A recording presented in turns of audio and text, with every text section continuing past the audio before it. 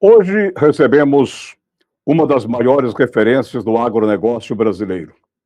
Nascido em Guariba, o professor Roberto Rodrigues é engenheiro agrônomo formado pela Exalc USP, produtor rural e ex-ministro da Agricultura do Brasil, com uma trajetória marcante na liderança de atividades do setor agrícola do agronegócio, formação de políticas públicas, reconhecido nacional e internacionalmente por sua contribuição ao desenvolvimento do agro.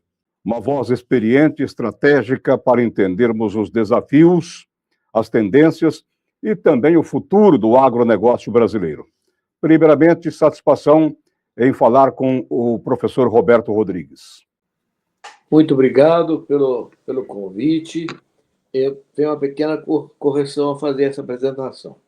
Eu passei toda a minha infância e juventude em Guariba, de fato, lá construí a minha vida profissional, mas eu nasci em Cordeirópolis, estado de São Paulo, não em Guariba. Mas teve muito vínculo com Guariba? O senhor teve muito vínculo durante a sua juventude com Guariba, época até de estudante? Toda a vida, desde menininho, desde 3 anos até 40 anos, estive lá em Guariba.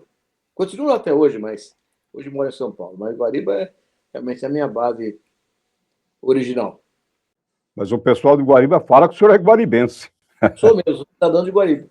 Sou cidadão oficial de Guariba.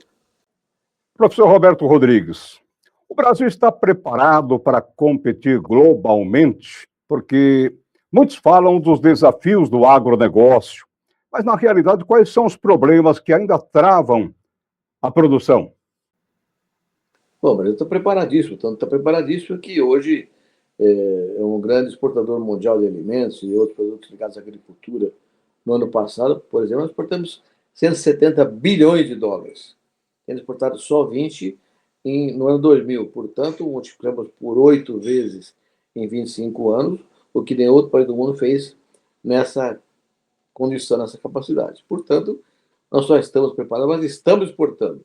Obviamente, podemos melhorar muito isso, desde que haja uma estratégia mais consistente e adequada para avançar. A estratégia passa por alguns pontos centrais, como, por exemplo, acordos comerciais que garantam mercados permanentes, logística e infraestrutura que melhora a condição de comunicação com o exterior, ferrovia, rodovia, portos, armazenagem, enfim, toda ligada à estrutura e armazenagem, etc. Um terceiro ponto é um ponto ligado a uma política de renda no campo. O Brasil é o único país do mundo que não tem uma política de renda consistente. Por exemplo, o seguro rural até hoje não funciona adequadamente. Eu criei o seguro rural, fui criador do seguro rural em 2003, até hoje não tem nem 10% da área agrícola segurada, porque o governo faz a parte dele no processo. Outro tema importante também é o tema da tecnologia. Um dos temas centrais para o nosso avanço foi tecnologia, inovação tecnológica, porque a agricultura brasileira foi tropicalizada com muita eficiência pelos nossos órgãos de pesquisa. A Embrapa liderando todo o processo, mas passando por órgãos como o Instituto Agronômico de Campinas, o Biológico, as universidades brasileiras foram muito eficientes, mas hoje falta recurso, falta gente e falta instrumentação adequada para melhorar na pesquisa. Então, são pontos muito importantes. Acordos comerciais, logística de renda, logística de estrutura, tecnologia e a área de organização do setor privado. É uma coisa que o setor privado tem que fazer, mas sempre o governo pode ajudar com políticas adequadas. Então, o cooperativismo, particularmente, tem um papel maior do que tem sido no Brasil, embora venha crescendo também, mas pode melhorar muito mais do que até hoje é feito no país. O agronegócio é frequentemente acusado de sujar o nome do país no exterior. A sustentabilidade no campo é hoje uma prioridade real ou mais um termo de marketing exportável? O agronegócio não suja a imagem de ninguém. Quem suja são pessoas despreparadas, incompetentes ou mal intencionadas. O agronegócio é extremamente sustentável. Os números provam isso à exaustão. Vou dar um número só para mostrar que essa coisa é espetacular. Grãos. A produção de grãos no Brasil, de 1990 até hoje, cresceu 540%. E área plantada cresceu só 120%. Ou seja, a tecnologia aumentou a produtividade por hectare de maneira espetacular. Só esse número já é suficiente, mas o que vale por trás dele é mais importante ainda. O Brasil hoje planta praticamente 83 milhões de hectares por ano em grãos. Na verdade, são 60 milhões, mas o Brasil é o único país do mundo faz 2 e até 3 safras na mesma área no mesmo ano. Isso é uma coisa que dá uma consistência, uma sustentabilidade extraordinária no país. Se nós tivermos a sustentabilidade que tínhamos em 1990, seriam necessários mais 120 milhões de hectares para colher a safra desse ano. Significa que nós deixamos de desmatar 120 milhões de hectares. Isso é sustentabilidade. Mas não é só isso. A questão da agroenergia, por exemplo,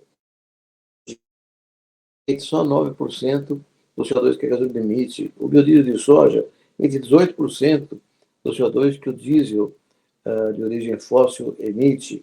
Nós temos um programa de 10 milhões de hectares de árvores plantadas, 10 milhões de árvores plantadas. Quer dizer, o Brasil tem exemplos de sustentabilidade na agricultura formidável, que inclusive assusta os concorrentes. Infelizmente, porém, temos problemas que não são resolvidos pelo governo. Entre eles, desmatamento ilegal. Existe desmatamento ilegal no Brasil? Existe. Mas o agricultor não desmata ilegalmente. Quem desmata ilegalmente é bandido, madeireiro mal intencionado. Existe invasão de terra. Não é agricultor que invade terra. Isso é ilegal.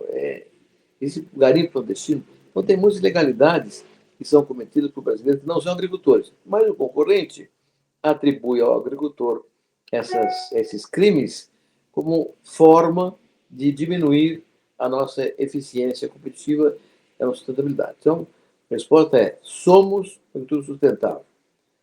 De fato, embora existam crimes de terceiros que perturbam a nossa imagem. Agora, é evidente que o país, com a extensão que o Brasil tem territorial, tem diferentes padrões de agricultura, diferentes níveis de agricultura. Você não pode comparar um agricultor da Serra Gaúcha com o agricultor de Rondonópolis, do Mato Grosso, de café no Espírito Santo, ou de frutas no Nordeste, ou na Amazônia.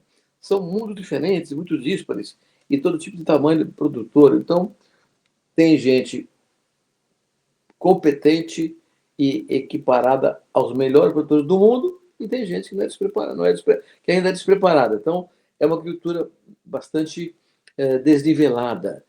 Em cada uma dessas regiões, tem gente preparadíssima e tem gente que ainda está se preparando. Mas, de maneira geral, o agro brasileiro é sustentável de fato. Professor Roberto Rodrigues, sobre o acordo do Mercosul com a União Europeia, o senhor acredita que é favorável ao Brasil? E quais são os pontos que podem beneficiar ou que podem prejudicar o agro e também o produtor brasileiro? Bom, o acordo comercial é uma necessidade para o Brasil e para o mundo inteiro.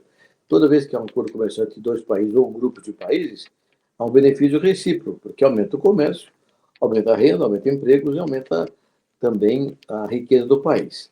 Então, o acordo comercial sempre será benéfico. No caso do União Europeia e Mercosul, ela é importantíssima para o Brasil, como o Mercosul, e também na Europeia. Afinal de contas, são 720 milhões de pessoas, das quais 3/4 é uma renda alta. Portanto, é um acordo, o maior acordo do mundo, na história até hoje acontecido, e que vai gerar um amplo avanço na área comercial. Só que, para que isso aconteça, é preciso que haja todo um processo de desgravação, vai levar até 15 anos, de modo que não há um resultado imediato.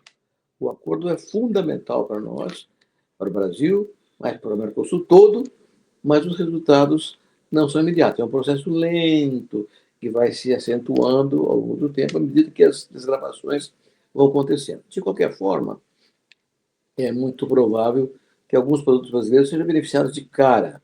No caso das carnes, do café e de frutas, por exemplo, madeira e celulose também, são produtos que hoje poderiam ampliar muito a presença brasileira lá fora. Agora, embora seja muito favorável, muito positivo, muito importante, na verdade, para todos nós, hoje a Europa colocou algumas salvaguardas em relação a essa comercialização que são um instrumento de breque do acordo de ordem. Uma das salvaguardas é o que se chama lá de um avanço sobre o aumento da exportação.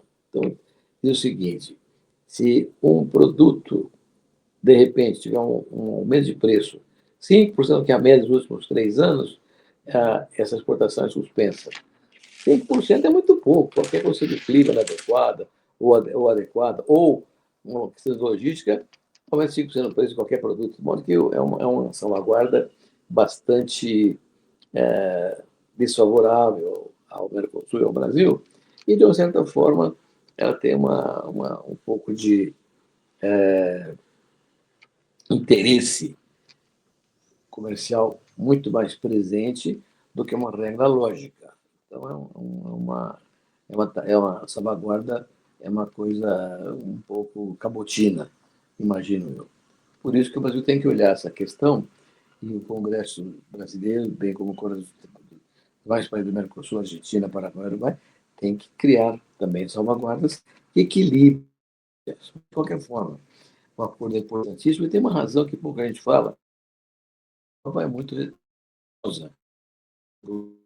Se houver um acordo comercial da União Europeia com o Mercosul, isso vai dar um aval para que outros países e outros grupos de países do mundo todo também aceitem fazer um acordo com o Mercosul. Tem interesse nisso, porque a União Europeia fazer um acordo reconhece a eficiência, a qualidade e a competitividade dos produtos. Então, é muito importante que ele seja rapidamente implementado. Apesar de que resultados de aumento do comércio são diluídos no tempo.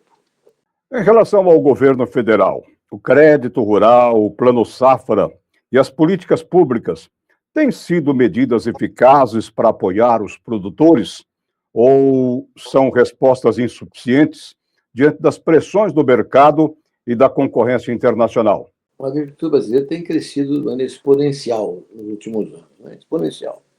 Nos últimos 20, 25 anos, cresce a área plantada quase 2% ao ano, uma coisa impressionante. Quando é o país do mundo tem isso? Então, o crescimento é realmente importantíssimo. E isso, evidentemente, aumenta a demanda por crédito, por recurso de toda ordem, seja para custeio, seja para investimento, seja para comercialização.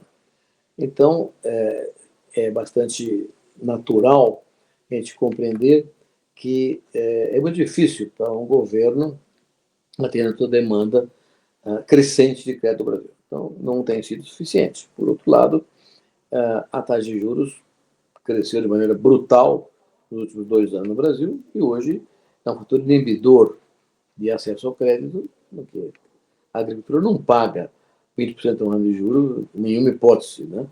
Então, realmente é um fator que desestimula a atividade rural. E há outros fatos já citados aqui, a infraestrutura e a logística precárias para o Brasil, embora esteja melhorando, mas ainda está muito longe do processo. O acordo comercial também está melhorando, mas está muito longe. Então, na verdade, as políticas públicas, embora haja um esforço do governo para melhorar, não são suficientes para que o órgão continue dando respostas, como vem dado, carregando, na verdade, a economia brasileira. O PIB do agronegócio cresce todos os anos o dobro do que cresce o PIB do país. Portanto, é que ele segura e estimula o PIB brasileiro. Roberto Rodrigues, para praticamente encerrar, o senhor aposta que nos próximos anos o Brasil vai liderar e ditar tendências no agronegócio global ou corre o risco de sofrer com falta de infraestrutura e competitividade se não houver mudanças profundas? Se esses temas que foram aqui colocados forem devidamente tratados, acordos comerciais, logística e infraestrutura, política de renda no campo, consumo rural funcionando adequadamente, tecnologia avançar na direção correta. Hoje, com a inteligência artificial, esse tema tem um crescimento potencial gigantesco. Se houver um estímulo ao cooperativismo, ao associativismo, se houver agregação de valor para a gente exportar, mais além de commodities, produtos com valor agregado mais alto, sobretudo industrializado, eu não tenho a menor dúvida, o Brasil vai ser o campeão mundial da segurança alimentar. Não há outro país do mundo preparado para isso. Mas, de novo, É preciso criar uma estratégia inteligente, responsável, permanente, duradoura, que dê previsibilidade ao produtor rural e ao país de maneira geral, para que ele possa avançar consistente ao longo do tempo, sem perder o horizonte colocado em relação ao futuro. Então, eu não tenho a menor dúvida de que o Brasil o país está preparado para eliminar os 4 modernos cavaleiros do apocalipse que hoje apavoram o mundo inteiro, que são segurança alimentar, transição energética, mudanças climáticas e a desigualdade social. A desigualdade social é um fantasma que tem que ser eliminado. E o agro brasileiro pode liderar esse processo indiscutivelmente. Agora, isso não é um presente que está dado ao Brasil, está oferecido. Para conquistar essa liderança mundial, é preciso que haja uma estratégia consistente, de fato, para que nos permita avançar cada vez mais. Mas, se isso acontecer, seremos o país campeão mundial da segurança alimentar. E, portanto, campeão mundial da paz, porque não haverá paz onde houver fome. Nós acabarmos com a fome no mundo, seremos o campeão mundial da paz. Mais uma vez, muito obrigado ao professor Roberto Rodrigues, ex-ministro da Agricultura, confirmando então que estará nesta terça-feira, dia 3 de março, às 8 horas da manhã, no Salão Nobre Nilo de Steffani da Associação Comercial, falando sobre perspectivas do agronegócio 2026.